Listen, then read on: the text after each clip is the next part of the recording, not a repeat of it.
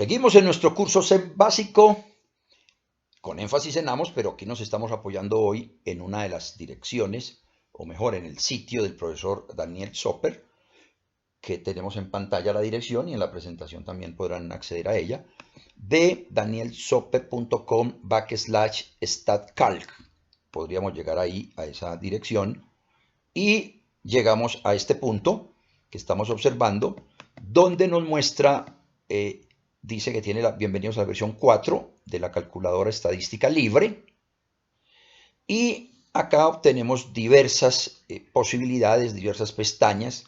Le voy a crear la primera, donde es análisis de varianza y nos dice cómo calcular el resumen de los datos, cómo calcular la correlación intraclase, etc.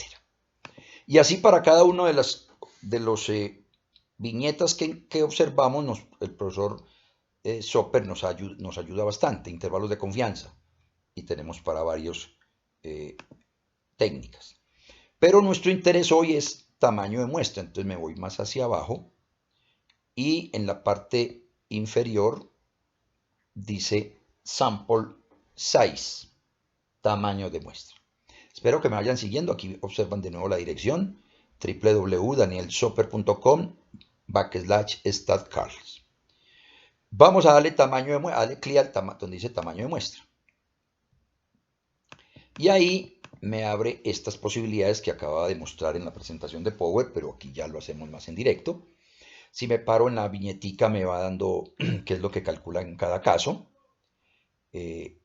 Multinivel acá, el tema de la regresión. Y aquí tengo el calcular y retorna tamaño de muestra mínimo requerido para detectar el tamaño del efecto y el mínimo de la muestra requerido según la estructura del modelo. Pero ya este es ecuaciones estructurales. Démosle clic ahí y llegamos a la pantalla que ya conocemos al menos de la presentación, pero que nos permite interactuar de mejor manera o en directo. Tamaño del efecto, punto 1. Bueno, el tamaño del efecto, la estructura, la convención, dice que valores de punto 1 es pequeño, punto 3 mediano y punto 5 grande, respectivamente, según el mensaje que hay ahí. Entonces, si es punto 1, yo sé que el tamaño de muestra me va a dar grande. Pero es que a veces nuestro interés no es tampoco detectar tamaño del efecto. Que en la fórmula lo tengamos que colocar es otra cosa. Lo que me parece a mí más relevante de todas maneras es el número de variables latentes. Esto sí es personal en cada trabajo, ¿cierto?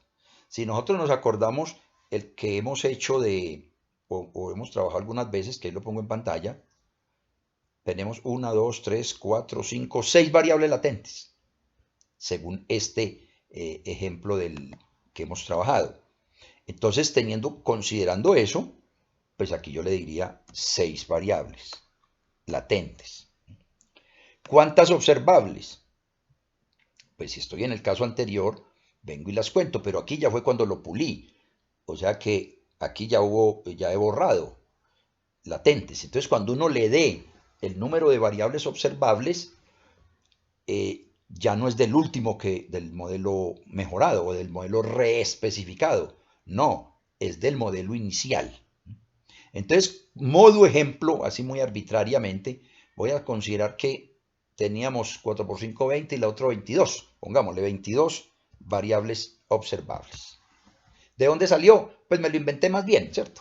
Pero hice la referencia de que 4 de esos variables latentes tenía de a 5 factores, 4 por 5, 20. Y el último, que ese sí me acuerdo que eran 2 nomás, pues le dejé los 2, entonces son 22. Este nivel de probabilidad lo voy a mantener. Lo mismo que el punto 8. El punto 1 también, pero pienso subirlo ahorita. Y démosle calcular. Así de sencillo. Cuando hago esa operación, observen lo que obtengo. Tamaño mínimo para detectar el efecto. 1700 personas sería. 1713.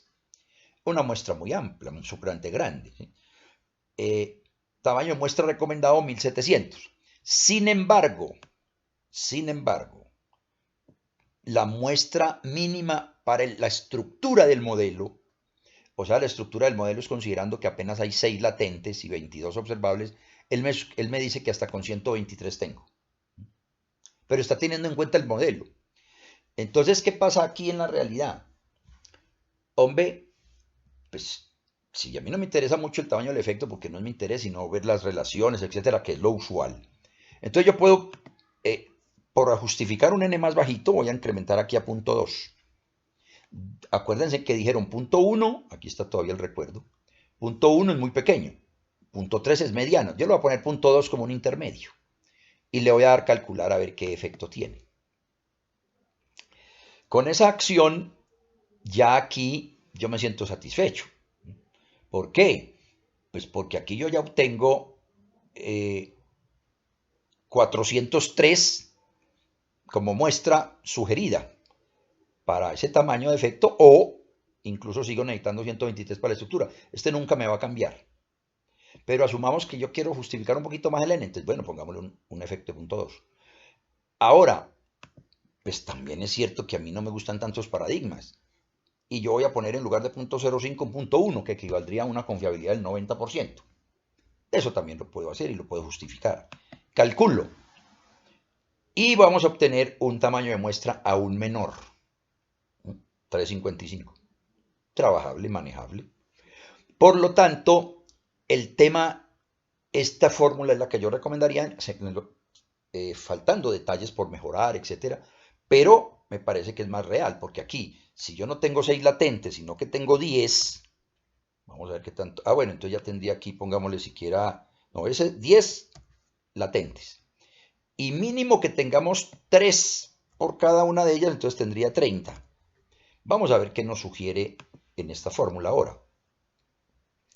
Ya me dio 428, 200, bueno, entonces ya son más, está teniendo en cuenta la complejidad del modelo, es lo que yo trato de mostrar con este ejemplo. Conclusión, esta es la que yo referencio hoy, o me gustaría que se citaran cuando uno va a utilizar una fórmula, porque está teniendo en cuenta las variables de mi estudio, tanto observables como latentes. El efecto del diseño es, digamos que es subjetivo más bien, entonces yo me puedo acomodar ahí para casi que una muestra que quisiera. No estoy diciendo que se haga trampa, sino que estoy diciendo es de que el muestreo es tan subjetivo, incluso el muestreo aleatorio simple, que uno maniobra eso de acuerdo del presupuesto, porque uno diría cuánta plata tenemos, ¿cierto? Y el probabilidad tampoco es que tenga que ser 0.05 toda la vida. Esos son mis comentarios. Ahora, si mi modelo es muy complejo, pongámosle entonces aquí 20 ya, 20 latentes es bastantico, y aquí tengamos 50 observables, es claro que necesitaré más muestra. Por lo tanto, 500 y pico. Por lo tanto, esto tiene mucha más lógica que a mí me digan de manera un poquitico conversadita, no, entre 400 y 500 está bien. Pero es que no me han dicho cuántas latentes tengo ni cuántas observables. Aquí sí se tiene en cuenta. Por lo tanto, esta es mi sugerencia del profesor, usar más este en la actualidad, sin desconocer que hay otras fórmulas que se están moviendo en términos del RMSEA y de la potencia de la prueba, pero creo que esos términos no los tendríamos al momento de iniciar una investigación, entonces no me parece todavía tan práctico usarlos. Estos sí los tengo al principio, sobre todo el 20 y el 50. Probabilidad lo muevo o lo dejo en punto 0.5, el punto 80 no lo he tocado, mantengámoslo ahí, y me muevo ahí, y puedo llegar a un n más sustentable, digámoslo así, para un jurado o un tutor.